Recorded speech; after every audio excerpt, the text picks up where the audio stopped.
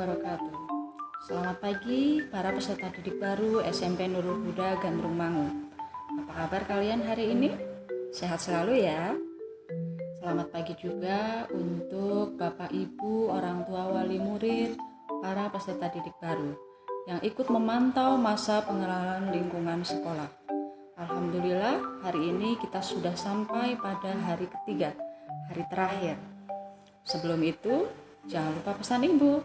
Apa saja anak-anak? Ya betul, pakai maskermu, cuci tangan pakai sabun, jaga jarak, jangan berkerumun, jaga kesehatan, jangan sampai tertular, dan jaga keluarga kita.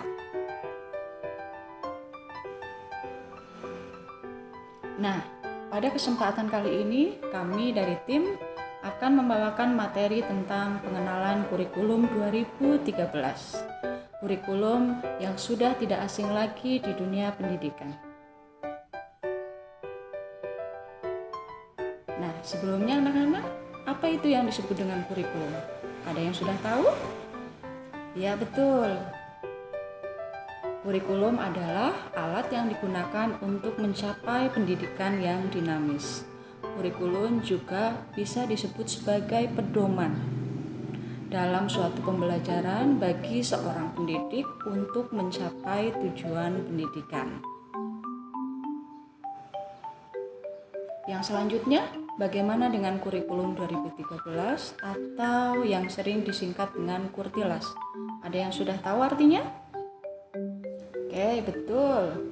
Jadi, kurikulum 2013 adalah langkah lanjutan pengembangan kurikulum berbasis kompetensi atau KBK yang dirintis tahun 2004 dengan kurikulum KTSP 2006. Jadi bisa dibilang kurikulum 2013 adalah gabungan dari keduanya, dari KBK dan KTSP. Dalam kurikulum 2013 menuntut peserta didik untuk tidak hanya pandai dalam ranah kognitif saja, tetapi juga terampil dan mahir.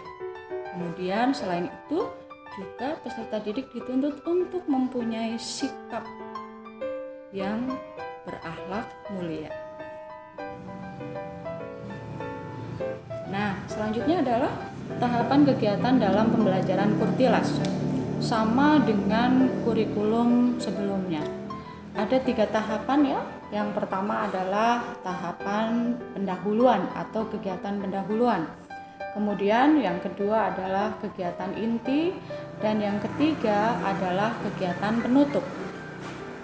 Apa saja yang harus dilakukan pada setiap tahapannya? Yang pertama, dalam kegiatan pendahuluan. Dalam kegiatan pendahuluan, guru harus mengkondisikan suasana kelas agar menjadi nyaman dan memulai pembelajaran dengan tenang. Kemudian yang kedua yang harus dilakukan adalah mendiskusikan kompetensi yang sudah dipelajari dan dikembangkan, kemudian dikaitkan dengan pembelajaran yang akan dibawakan pada hari itu. Kemudian yang ketiga adalah menyampaikan kompetensi yang akan dicapai dan manfaatnya yang akan diraih pada saat pembelajaran hari itu. Kemudian yang ketiga adalah menyampaikan capaian kompetensi dan kegiatan yang akan dilakukan pada hari tersebut, pada hari itu. Dan yang terakhir yang harus dilakukan pada kegiatan pendahuluan adalah menyampaikan lingkup dan teknik penilaian yang akan dilakukan pada pertemuan hari itu. Nah, itu kegiatan pendahuluan. Kemudian yang selanjutnya yaitu kegiatan inti. Kegiatan inti merupakan proses pembelajaran untuk mencapai kompetensi. Di sini harus dilakukan dengan cara yang menyenangkan, cara mandiri, cara aspiratif, inspiratif, ya. Di sini guru harus menerapkan 5M. Apa saja 5M? Betul, mengamati, menanya, mengumpulkan informasi, menalar, dan mengkomunikasikan.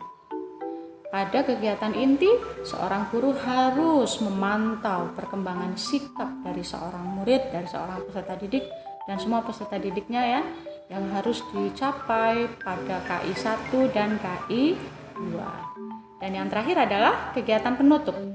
Nah, yang harus dilakukan oleh guru bersama peserta didiknya pada kegiatan penutup adalah yang pertama, membuat rangkuman atau kesimpulan pembelajaran.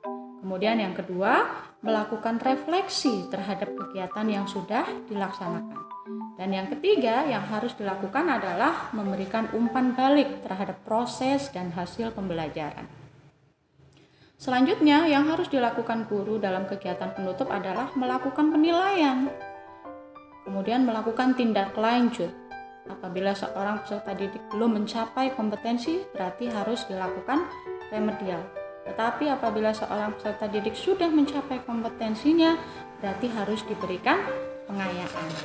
Dalam kegiatan penutup, seorang guru juga harus menyampaikan rencana kegiatan yang akan dilakukan pada pertemuan berikutnya.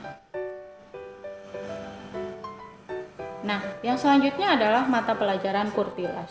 Ada beberapa mata pelajaran yang harus disampaikan oleh suatu sekolah kepada para peserta didiknya. Dan semenjak Kurtilas, mata pelajaran yang ada dibagi menjadi beberapa kelompok wajib. Nah, di SMP Nurul Huda ada 3 kelompok pelajaran wajib. Yang pertama adalah kelompok wajib A. Yang masuk kategori kelompok wajib A adalah PAIBP, PKN, Bahasa Indonesia, Bahasa Inggris, Matematika, IPA, dan IPS. Kemudian yang kedua adalah kelompok wajib B.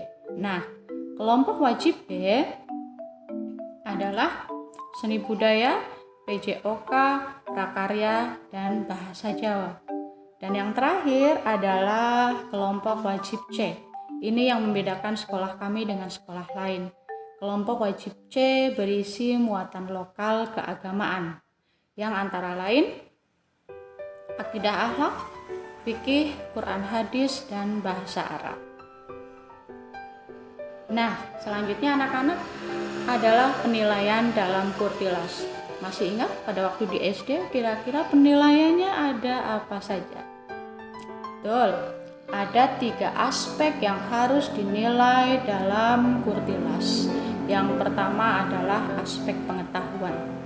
Apa itu aspek pengetahuan? Ya, aspek pengetahuan adalah aspek yang ada di dalam materi pembelajaran untuk menambah wawasan siswa di suatu bidang. Ini masuk kategori ranah kognitif. Bisa dibilang ini yang tujuannya membuat siswa atau peserta didik menjadi pandai. Nah, bobot setiap jenjang berbeda ya. Yang pertama, jenjang SD. Pengetahuannya itu 20% dan karakter 80%. SMP itu pengetahuannya 40% dan karakter 60%. Kalau SMA, pengetahuan 80% dan karakter 20%. Ya. Nah, teknik penilaian dalam aspek pengetahuan bisa berupa tes tulis atau juga berupa tes lisan. Kalau tes tulis bisa berupa pilihan ganda, isai, mencocokkan, dan lain-lain. Kemudian yang selanjutnya aspek keterampilan. Nah, aspek keterampilan ini yang tujuannya membuat seorang siswa menjadi mahir. Nah, penilaian yang dilakukan untuk mengetahui kemampuan siswa dalam menerapkan pengetahuannya untuk melakukan tugas tertentu dalam berbagai konteks sesuai indikator. Nah, di sini teknik penilaiannya adalah bisa menggunakan praktik, bisa menggunakan tes tulis, dan lain-lain. Dan yang terakhir adalah aspek sikap. Aspek sikap ini terdiri dari 2. Yang pertama adalah sikap spiritual, yakni menghargai dan menghayati ajaran agama yang dianut. Di sini indikatornya banyak. Bisa mensyukuri atas agamanya, menghormati agama orang lain, selalu beribadah, bangga menjadi pemeluk agama, dan sebagainya. Kemudian yang selanjutnya adalah sikap sosial. Sikap sosial terdiri atas jujur, disiplin, tanggung jawab, toleransi, gotong royong, santun, dan percaya diri. Bagaimana teknik penilaian aspek sikap? Teknik penilaian aspek sikap bisa berupa jurnal, bisa juga berupa observasi, bisa berupa penilaian diri sendiri, dan juga bisa berupa penilaian teman sejawat. Baik, ternyata kita sudah di penghujung slide-nya. Nah, ini saatnya kuis. Ini yang harus kalian kerjakan dan dikumpulkan, dikirim ke WhatsApp kami. Pertanyaannya adalah, apakah yang dimaksud dengan kurikulum 2013? Silahkan kirim jawabannya langsung ke WhatsApp saya. Ya, diketik dan dikumpulkan. Bisa dikirim ke WhatsApp saya atau ke Bu Mardini, atau juga bisa dikirim ke Pak Edi Margono. Nah, akhirnya terima kasih atas perhatian kalian. Mohon maaf apabila ada salah-salah kata. Sekian, wassalamualaikum warahmatullahi wabarakatuh. Bye-bye.